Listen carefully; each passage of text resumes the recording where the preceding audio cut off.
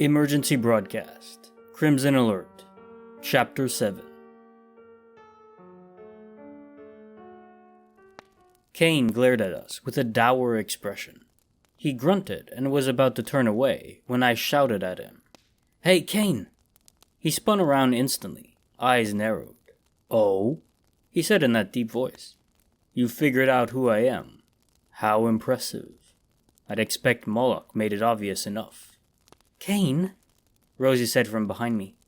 You're the Cain. You're the first murderer," Cain interrupted somberly. "Mark-bearer, wandering Hebrew.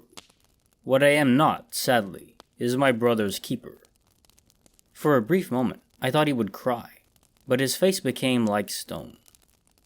"I do hope you both survive the alert, but I have better things to do than watch children.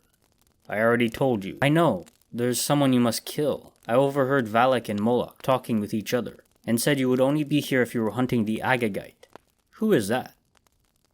Cain's eyes widened, then narrowed at me. He said. "You are indeed a lucky man. The Agagite they spoke of is Haman." Rosie inhaled sharply. "Are you fucking kidding me?" "No," Cain said. "Haman the Agagite lives, and has lived for over 1,000 years, since before the birth of Christ or Mohammed. And he is the one responsible for all of this." Cain then focused on me with an intense, piercing stare. "What else did Moloch and Valak say?" They mentioned someone called Helel and his arrival. What I saw next chilled me far more than anything since the Crimson Alert had started. Cain's inhaled sharply, looking like he'd had the wind knocked out of his lungs. His eyes were so wide they would have fallen out of his head. His mouth hung open numbly, revealing cavity-ridden teeth. "Helel," he whispered, "is coming." I nodded slowly, unable to understand anything save that whoever Helel was, they were capable of scaring even Cain, the first murderer. "Who's Helel?" Rosie asked, unable to hide the fearful curiosity in her voice. "Helel," Cain said slowly, "is the source of all sin. He is the one who whispers into man's ears and shows them how to give in to their darker nature. He is the one who laughed when Christ was nailed to the cross, who delights in the little depravities of life. He oversees a father murdering his own daughter and rejoices. He sings songs of praise of every rape and torture ever committed. When the sky goes dark and children burn, Helel listens in bliss. Helel is a creature of spite who seeks to drag all life into a void of pure nothing, into which there can be no deliverance. Helel is who you know as the devil." Cain's words sunk into me as well as Rosie. Neither of us dared move. Cain just stood there, a wild look in his eyes. No wonder Cain feared Helel. "If he is coming here," he continued, "then this is no ordinary Crimson Alert. This is something more." "You said Helel is a devil. My granddad, he once beat the devil in a game of cards and sent him back to hell." Cain blinked, still not crossing the threshold. Then he relaxed and bitterly chuckled. "Ah," he said, "that's it. That's why he's coming." He pointed the finger at me. "He's coming here. For you." "What?" I said, stunned. "Why?" "Helel is, as I said, a creature of pure spite. He could not conquer heaven, so now he seeks one thing only, to spite God and all those he feels slighted by, to the utmost extreme." So all of this is because my granddad... "This is the source of all sin we are talking about," Cain said. "There is nothing that is beyond him." Hold up, Rosie said. "You mentioned Haman the Agagite. How the fuck is he still alive? He was supposed to have been hanged before Christ was born." Cain glanced at her. "Indeed, he should have been hanged, but, like the coward he is, Haman sought a way to save himself and found it. He struck a deal with the source of all sin before he died. In return for his life being saved, he could live 1,000 years, 1 century, for each of his sons." "His sons?" I said, blinking. "Wait, he gave his own kids over to the devil." "There is no low Haman would not stoop to," Cain said with a growl, to save his own damn skin. Now, however, he's out of sons, so Helel comes to collect. He's clutching at straws. He needs to find some way to escape death and what waits beyond it. How do you know this? Rosie asked, flabbergasted. Cain laughed. I've been hunting the bastard for years. We've crossed paths many times throughout history. In the Crusades, the 30-Year War, during the Napoleonic, and yes, he was indeed present when the Nazis rose to power.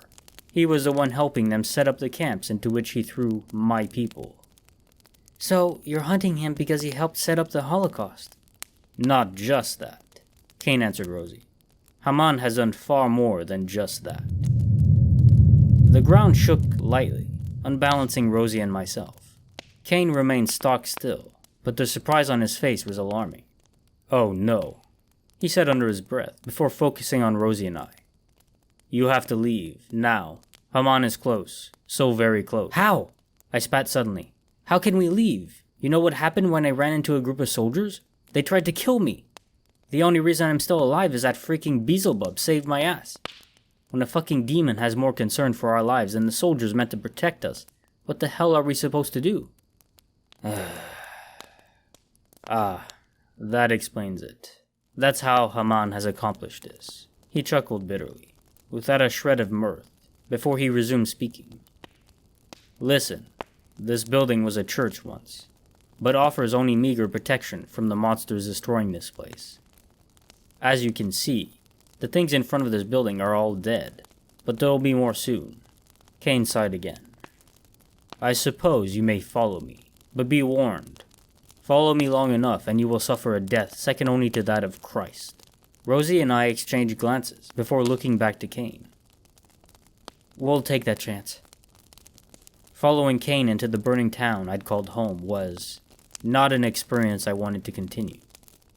Yes, he provided protection, but that didn't mean I wasn't aware of the danger. Anything could kill me at any moment, and I may never know it. Rosie was asking questions at Cain rapid fire, one after the other.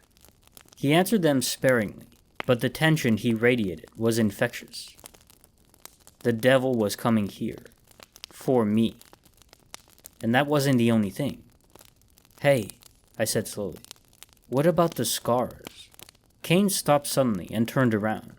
When he spoke, there was a defensive tone in his voice. What scars? In the sky.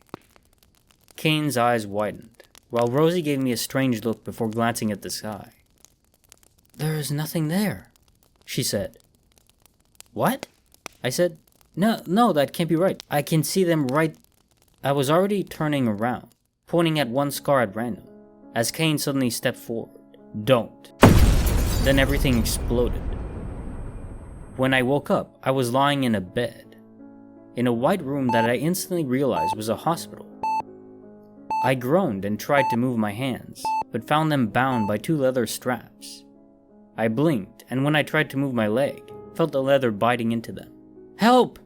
I screamed, struggling and trying to break free. Someone help me! A door opened at my left, and I glanced at it. There was a man in a cyan shirt and pants, staring at me, amazed. Then he leaned back through the threshold.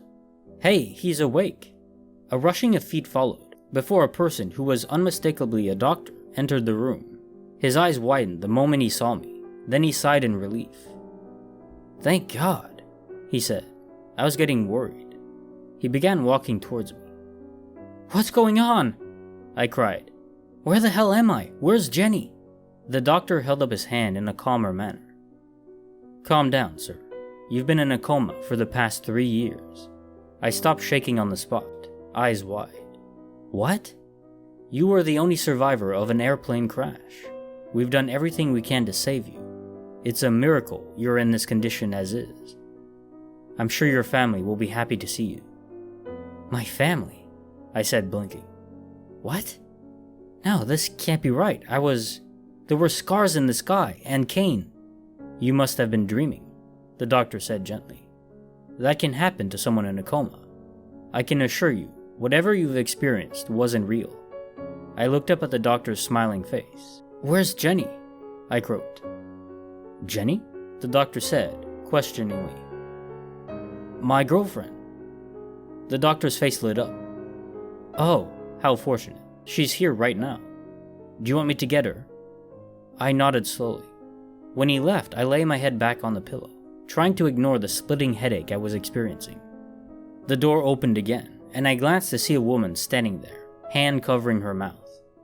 It wasn't Jenny, it was Rosie. Rosie? I said, squinting my eyes at her. A sob escaped her throat as she entered the room, bending down next to my bed. Oh, Stuart, she said. Oh, baby, you're back. My name's not Stuart.